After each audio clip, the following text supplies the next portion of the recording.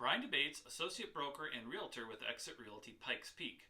On today's Teaching Tuesday, 5 tips for buying a home. So you're ready to buy a home. Now what? Today we are going to cover 5 essential tips for buying a home. I could give you 100 tips very easily, but these are the top 5 that every future home buyer needs to know. Number 1, plan ahead. Buying a home isn't a spur-of-the-moment decision unless there's a life change. Then you can't really help it. But if you can, plan at least 3 to 6 months ahead before even looking for a home. What do you do during that time? The first thing is check and repair your credit. The higher your credit score, the lower the interest rate will be on your loan. Additionally, save up for a down payment. If you put in an offer similar to someone else, chances are that a large down payment will be more attractive to the seller. It also means you'll have to borrow less from a lender. Number 2, shop lenders and get pre-qualified.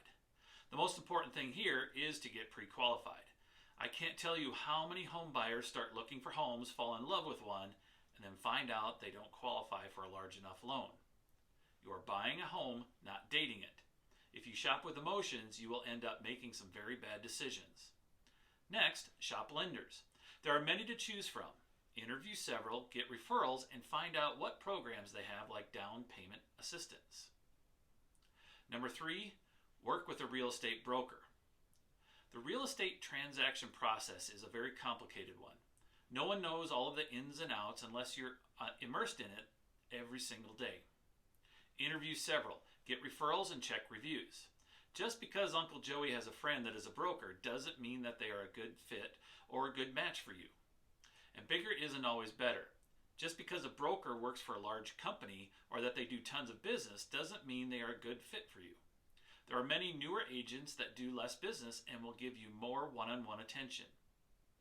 If you like going to the supermarket, taking a number and standing in line, that's great.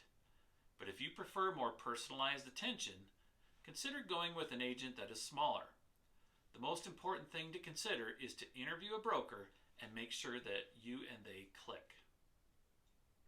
Number 4, list your needs, your non-negotiables, and your nice-to-haves, and stick with it. Again, don't fall in love with the house and compromise on your non-negotiables. You will regret it in the long run. List out your needs. If you have children that will be in school, consider a home close to the schools and their activities. I can't tell you how many parents say they should have bought a home closer to school because they spend so much time in the car being a taxi. Your non-negotiables. Make that list and stick to it. If you want a house with a large backyard to put up a swing set, don't fall in love with a home that doesn't have much of a backyard. If you want a home with some peace and quiet, don't fall in love with a home that is in a busy area or that will become a busy area. Do your research. Your nice-to-haves. That's the cherry on top. If a house has these things, that's great. If not, it's okay. You can live with it. Number 5, stalk the neighborhood. Get a flavor of the neighborhood. The MLS sheets are great because they give you a ton of information about a house, but what they can't give you is what the feel of that neighborhood is like. You need to check it out for yourself. Drive around the neighborhood during different parts of the day and in different weather, if possible. When does it become busy? When does it become loud? Are people out visiting and talking to each other? What is the traffic noise like? Are there cars parked on the street restricting access? Drive around at night.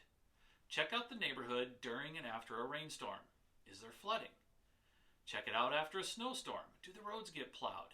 Is it difficult to get in and out of the neighborhood? Then, once you have located a specific house in which to put a bid, do all of that again. Check out who your neighbors will be. If you can put up with neighbors who are noisy and active all night long, then that may be the house for you. If not, then that might not be the home for you, and choose something else. Again, there are many more tips we can go over, but these, in my opinion, are the top 5. If you want to learn more, please contact or refer me. You can text or call me at 719-660-8112. You can text DeBatesRE to 85377, or you can visit my website at DeBatesRE.com. Hope to talk to you soon.